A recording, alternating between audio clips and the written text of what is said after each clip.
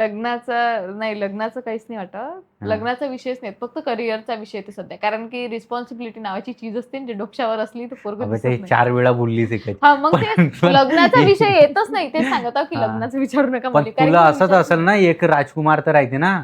मला नाही वाटत काहीच. मी तुम्हाला हम्म. तेच सांगत आहो किती वेळची की नाही काही तर वाटत असेल. नाही हा वाटत. ठीक आहे, नाही वाटत, पण एक्सपेक्टेशन एक्सपेक्टेशन काय, पोरगा असावं बस. आता का पोरीसोबत लग्न करतील? नाही तेच सांगत आहो, हा. पोरगा असावा. आता काय म्हणू शकतो, म्हणजे नाही करत विचार. म्हणजे कसा पाहिजे पोरगा, किती पैसा पाहिजे त्याच्याकडं, का किती नाही मोठा पैसा घर गिसा पाहिजे? नाही वाटत. फक्त असं वाटते की हा. जर कोणी आहे, हम्म. फक्त असं वाटते पोराच्या बद्दल की जर कोणी असेल तर त्याची प्रायोरिटी मी असली पाहिजे.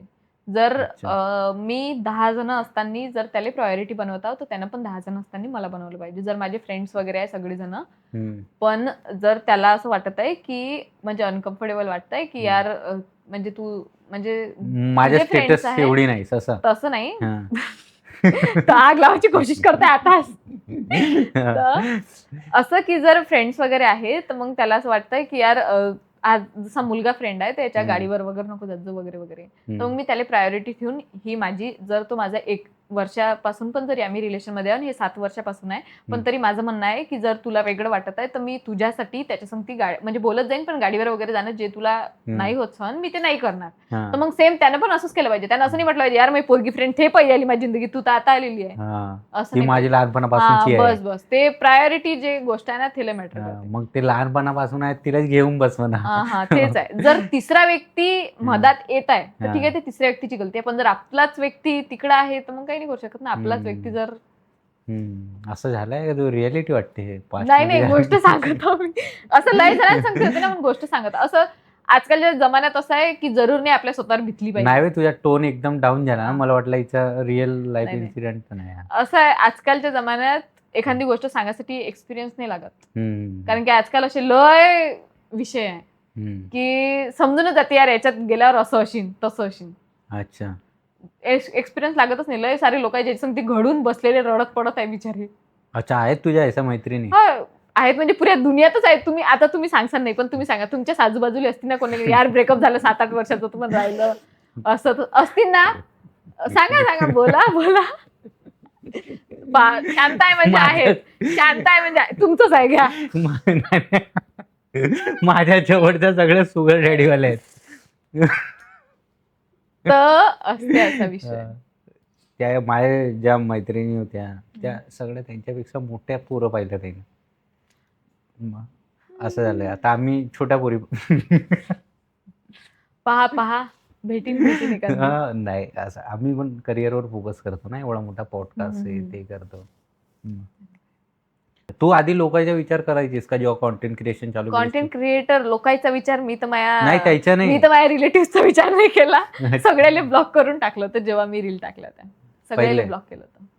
त्यानंतर मग जेव्हा रील व्हायरल झाली होती, तुम्हाला सांगितलं ना 3री-4थी रील जे पोरांविषयी आहे ते जेव्हा व्हायरल झाली होती तेव्हा मग ते मिलियन मध्ये लय जण, आता माझ्यातून तर ब्लॉक आहे, माझी रील नाही दिशीन, पण जे ट्रोल करत आहे त्यांची तर आहे ना. मग तसं करून मग त्यांनी रील येत होत्या की निकिता रील बनवत आहे. अरे निकिता, मग मला फोन करून अरे निकिता तू आम्हाला ब्लॉक केलाय भाई, आम्हाला तर अनब्लॉक कर. असं करून झालं होतं ते. तुम्ही लोकांचा विचार, मी माझ्या खानदानचा विचार नाही करत. अच्छा. म्हणजे तुला असं मग ट्रोलिंगला काय एवढी घाबरत होतीस? नाही मी घाबरत नाही, पण जेव्हा मी फक्त ट्रोलिंगला एकच वेळा घाबरली आहे, जेव्हा पहिली ट्रोलिंग होती. कारण की एवढं समजत नव्हतं की लोक आपल्याला ट्रोल करून आपला व्हिडिओ टाकून त्याच्यावर शिव्या देत आहे. तर हे मला पहिल्या ट्रोलिंगले लय खराब वाटलं होतं की यार असं करत आहे लोक, यांनी काय म्हणून वापस व्हिडिओ बनवू का. मग दिसलं अरे यार हे तर 10-15 जण व्हिडिओ टाकू राहिले, किती जणांनी उत्तर देऊ. मग त्यानंतर समजलं की हे व्हिडिओ टाकू राहिले तर आपले फॉलोअर वाढू राहिले. लोकांनी विचारू राहिले की हे पोरगी कोण आहे, इले फॉलो करतो. तर मग तेव्हापासून असं वाटते जर मला कोणी ट्रोल करत आहे, थँक्यू सो मच. अच्छा, जसं सपोज आज कोणीतरी गेला हा पॉडकास्ट ट्रोल केला की भाई पॉडकास्ट म्हणजे एकदम इन्फॉर्मेटिव्ह राहते, प्लीज करा. काहीतरी शिकायला भेटते, पण यायनं तर अख्खा वाटत लावला याची त्याची, असं करून आपल्याला ट्रोल केला. असं करून आपल्याला ट्रोल केला कोणी. काय बरं ट्रोल म्हणजे काय आहे, त्यांचं खतम होणं आहे, आपलं वर्त जाणं आहे. अच्छा, असं विषय एवढाच आहे. अच्छा, काहीच नाही. एक ट्रोलिंग म्हणजे उर्फी जावेद, लोक ट्रोल करत राहिले ते कुठच्या कुठचं पोहोचून गेले. ते गेली तोच होती विषय बिग बॉस मध्ये गेली होती ते. मग तसं काय करशील तू?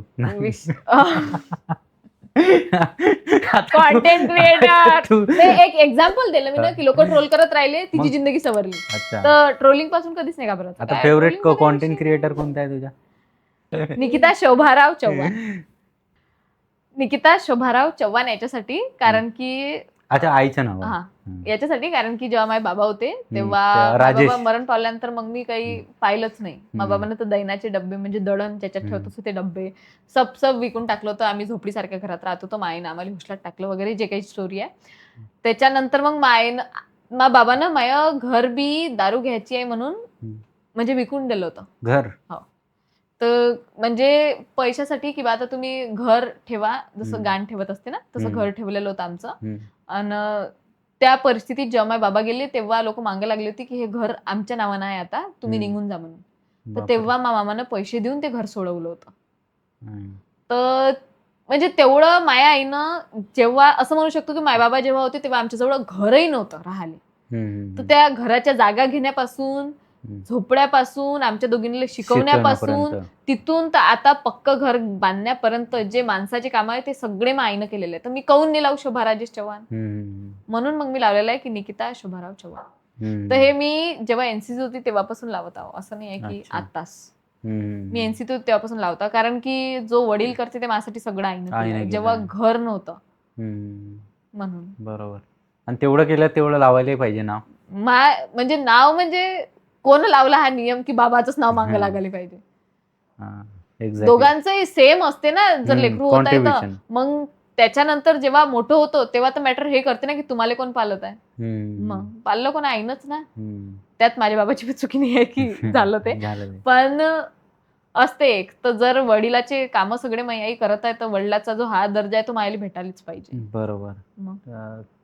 तू तुझ्या लाईफचे खूप सारे इन्सिडेंट शेअर केलीस. पर्सनल होते काही करिअरचे होते काही तुझे अँबिशन्स आहेत की तुला हे बनायचं ते बनाय बिग बॉस मध्ये यायचं आहे. ठीक आहे.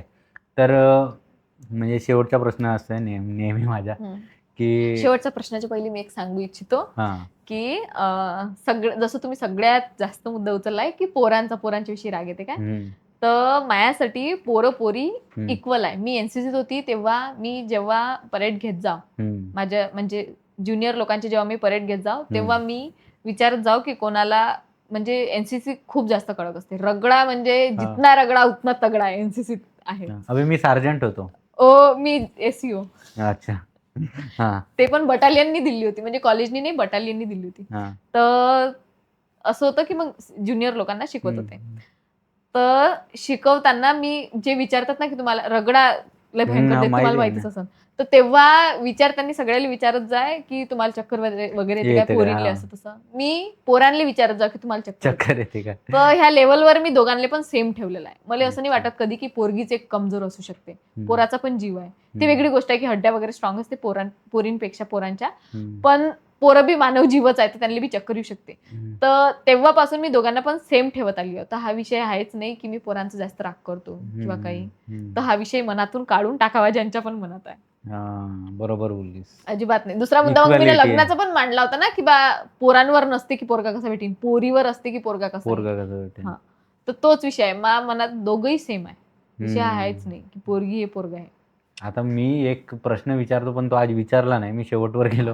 मी तो प्रश्न होता की तू कधी डिप्रेशन मध्ये गेली होतीस का. डिप्रेशन तुला पाहून वाटत नाही म्हणून मी तो क्वेश्चनच नाही विचारला. डिप्रेशन मध्ये वाटते काय गेली होतीस असं नाही पण काही जण असतात जे वाटत नाही पण ते आता जसं एक क्रिएटर होती भयंकर म्हणजे हसी खुशी वाले होते. कॉन्टेंट स्वतःच होता पण मग नंतर माहित झालं होतं तिनं रील पोस्ट केली त्या 2 घंट्यात आत्महत्या केली.